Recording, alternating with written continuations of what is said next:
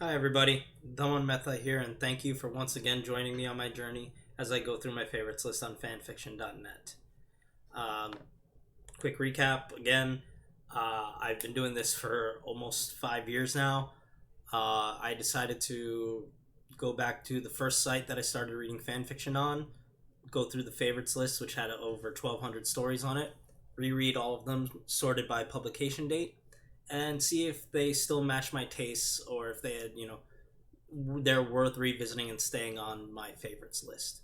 So let's dive into the 7 stories I have for this video, starting with Harry Potter and Type Moon by Undying Soul 98. So this is a Harry Potter crossover with, it's labeled as Fate Stay Night, but it's the whole Type Moon universe, Fate Stay Night, Tsukihime, those things. Where Harry, as a kid, finds a CD with the visual novels of Tsukihime and Fate Stay Night and plays them to completion and gets molded by them before he enters Hogwarts. So this fic is very much inspired by Shinji and Warhammer 40k, but it doesn't get nearly as far, and there's not as much story and meat here as Shinji and Warhammer 40k. We just get to the duel that's supposed to happen in Harry's first year, and while there's a little fun to be had with a slightly snarkier Harry because he's absorbed mental images of a bunch of the Fate and Tsukihime characters into his head to mold his to be his conscience, there isn't much substance here.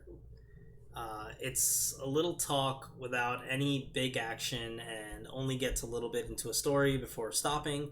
Amusing enough to read once, but my favorites list, again, as always, as I say, it's things that I would like to come back to again and wouldn't mind rereading multiple times. This is not one of those things. It's going to fall off my list.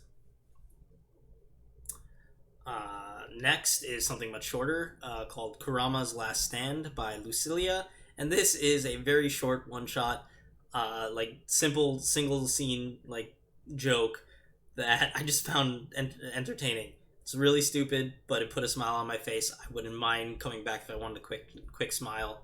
I'm gonna keep this on my list. Number 3 is Persona Parallel Paradox by AutoNin13, and this is a Naruto and Persona 4 crossover, and it actually also brings in elements of Madoka. Magical, I don't know the full name, but Madoka. And it unfortunately has a problem of that it is a plot-focused story that stopped updating while it was still in its opening act.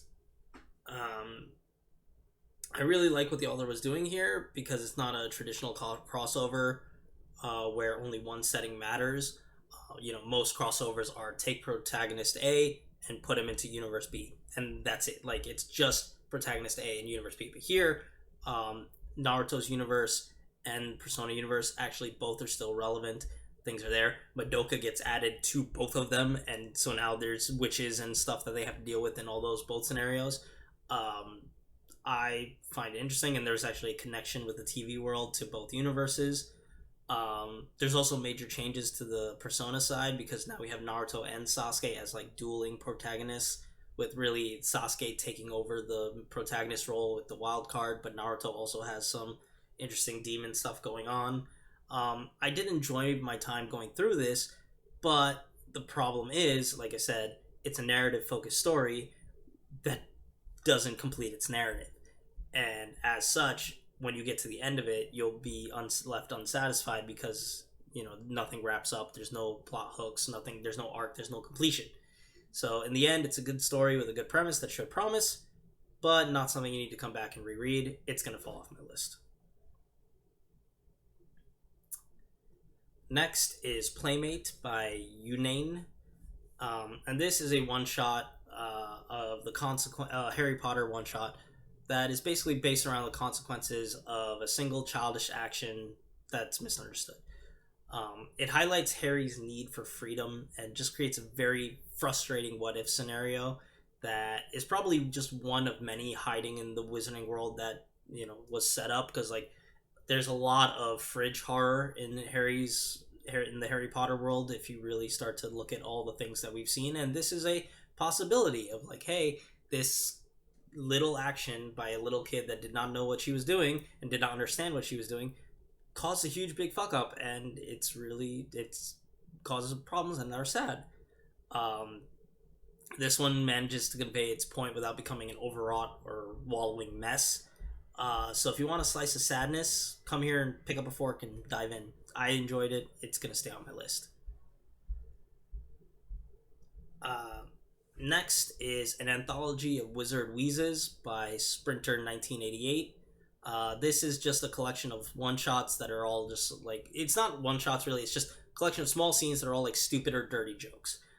They're funny, but at the same time, I feel weird saying this because I like the last like Kurama one.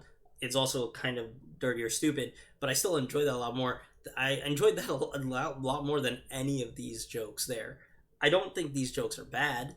My humor is pretty stupid and flat. You probably know if you've read any of the funny one shots I've recommended in this or anything in this series. I don't think these jokes are bad. I just don't see a need to see these again, or like I don't. Even when I was rereading them, I wasn't that like. Most of them, like there was maybe one that I think I wouldn't mind reading again, but right now, like I can't even remember most of them, and yeah, that doesn't really make it sound very great. So it's gonna fall off my list. All right, so number 6 for the video is The Fool of Kuo Academy by Xanatos Gambit 86. More Persona 4 stuff. Here it's a Persona 4 crossover with High School DxD. And here, so it's a post Persona 4 U. He finished his game, and then he moved to Kuo, where he immediately gets murked by Rainier at the start of High School DxD canon, and then gets reborn as a devil under Rias. So this story, because of that murking and turning into a devil, basically has a soft reset of Yu's power, which honestly, him getting murked by a no-name devil, like, kind of seems weird and should not be in that power scaling. Like, he fought off against a god, he's getting murked by some no-name, like, kind of seems messed up. And the story itself, like, involves Yu's powers and then just starts building a couple of social links and then just stops. It's really just the introducing the peerage step of the story and nothing else. Like, I love Persona, and like I read I'll forgive a lot of these, but like this is just, again, like this is like really nothing you need to see. It's gonna fall off my list. And the final story for this video is Making Promises by Urban Sloth. This is the 3rd chapter in the one-shot series that they've been writing, where a female Harry, like long after the events of their story, and Tony Stark are romancing.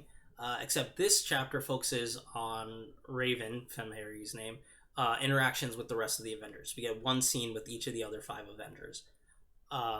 And the fact that we get these scenes that focus on them, the other people may be sprinkled out or like references are there, but like the scenes focus on all of them, makes the world feel bigger than just like her. It makes the story feel like a part of a larger whole.